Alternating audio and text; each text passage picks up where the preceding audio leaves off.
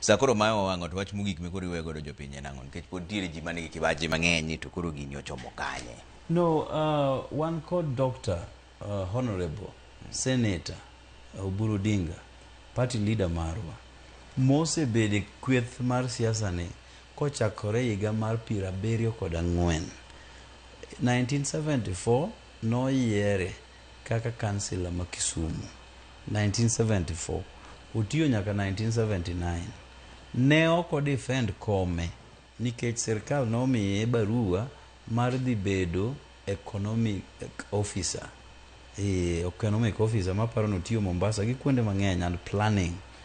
Bang'e no ochako bounce back oduoge siasa with multi-party politics. Osetieko higni 30 since then mar multi-party kiwe matoke kocha.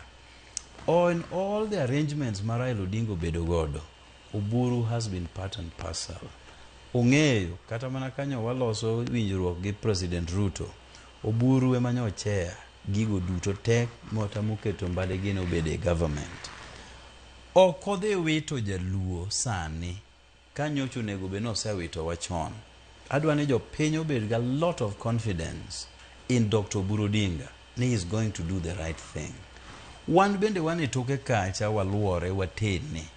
Ok dang wayiene ni odhi wuok o derail himself. Nyako bed mane reru mar ogandawa. To en bende ose demonstrate no yelo reru no kodwa nyaka dakika mogik. Omiyo kik jothurwa bed gi wasiwasi mora mora. President Ruto nyaka ne gimosre ose demonstrate mo bende gima dhongere luongo ni utmost good faith.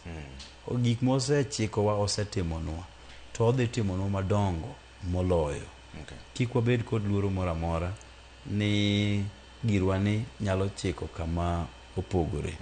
Kotamore kabisa kata winjruok ok obedo to chiko yiene Dr. Oburu Odinga chung kaka president nikech ene party leader marwa. Kata dhi manyo siepe mamoko mopogore gi UDA mondo wadhi walos sirkal. Gimoko wabitimo en ni wabedi arrangement maweyo wa oko mar sirkal. Mano to wan ne ok wachak watim. Iwacho wach maduong' magik moko dang' wawe kapok